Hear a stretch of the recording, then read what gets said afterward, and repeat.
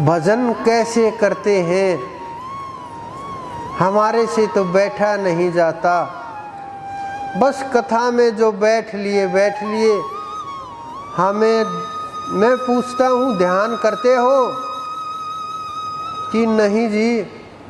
पाठ में जाते हैं वहाँ तो माला फेरते हैं। मैंने कहा क्या माला में ध्यान होता है कि नहीं जी? ध्यान तो फैला हुआ होता है, वो चीज़ें याद आती हैं, फिर 4 काम और बता देते हैं मुझे, फिर बोलते उस जजमान का और देखा ना कथा तो कर दी हमने, क्या होगा उसका बेचारे का। ये हालात उनके जो आपको सिखा रहे हैं अध्यात्म कैसे चला जाए, नाम कैसे रटा जाए और परमात्माओं की लीलाओं का गुणगान कर रहे, तो आप लोगों का इस संसार का क्या भला होगा। जो गुरुओं के पद के ऊपर बैठे हुए, जिनके नाम के आगे 1008 और बड़े बड़े नाम लगे हुए हैं, जो पीठाधीश्वर बड़े बड़े वर्ल्ड लेवल के लोग हाथ पकड़ करके पूछते हैं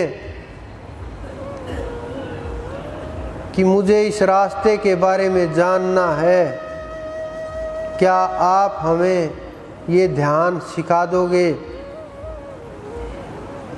तो क्या आश्चर्य नहीं होना चाहिए कि हम तो साधारण से लोग हैं,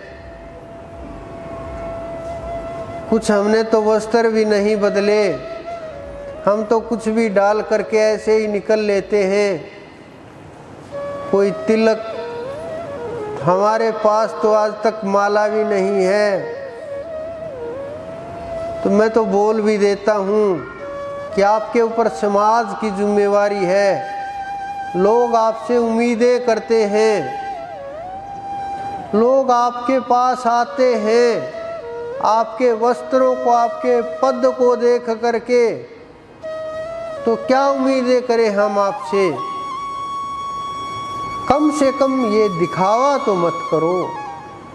फिर छोड़ दो सब कुछ, बोल दो लोगों को कि हमें नहीं पता उस तत्व का, हम उस सार को, ब्रह्म को नहीं जानते।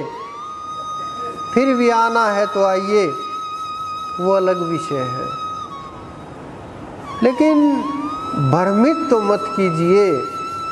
आप मेरे से योग सीखने की बोल रहे हैं।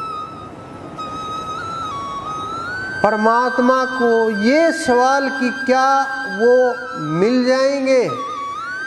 मैंने कहा ये सवाल तो आपको करना ही नहीं चाहिए। इस सवाल का तो वस्त्र बदलने के बाद अर्थ ही खत्म हो जाता है।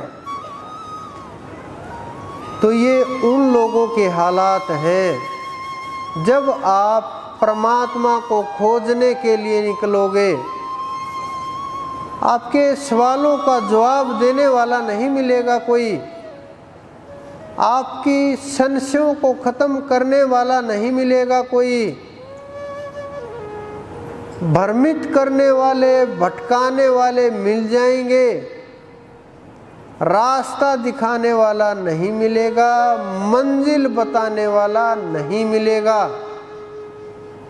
कोई किसी के पीछे दौड़ रहा है, कोई किसी के पीछे दौड़ रहा है,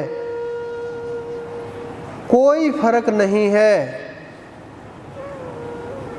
क्योंकि सांसारिक लोग छोटी वस्तुओं के लिए भाग दौड़ कर रहे हैं और वो लोग बड़ी वस्तुओं के लिए भाग दौड़ कर रहे हैं, लेकिन परमात्मा नजदीक नहीं है। किस प्रकार से जीव वहां तक जाएंगे? लेकिन संत जो होते हैं वो अपने साथ जीवों को ले करके आते हैं, अपने साथियों को ले करके आते हैं और वो नाम के द्वारा अपनी भक्ति के द्वारा, अपने भाव के द्वारा, अपने प्रेम के द्वारा और गुरु मुख होने के साथ ही वो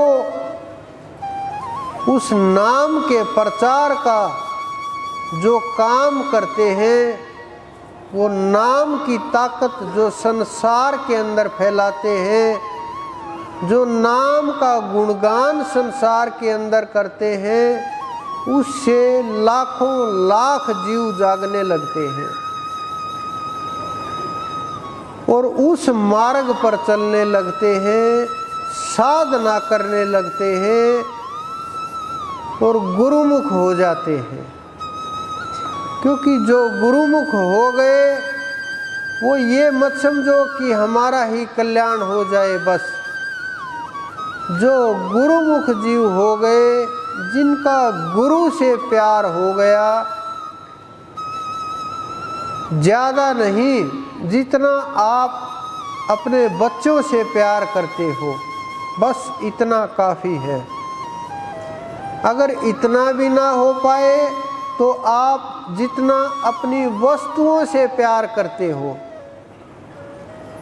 जितना आप समझो आपकी वस्तुएं, गाड़ी, फोन, सांसारिक वस्तुएं, जितना आपका उनके साथ जुड़ाव है, अगर इतना गुरु के साथ जुड़ाव हो गया तो भी आपका कल्याण हो जाएगा।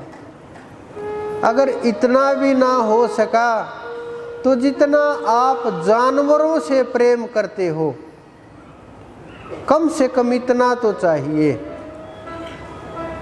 कि जानवरों से हम इतना प्रेम करते हैं कि उसकी एक एक क्रिया का पता होता है।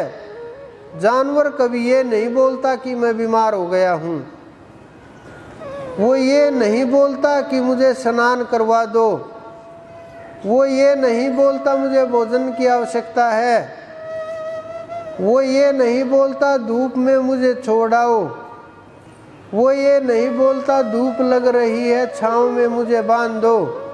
नहीं, आप समय देखते हो। तो आपका और गुरु का जो रिश्ता है, क्या जानवरों जितना भी प्यार नहीं कर सकते?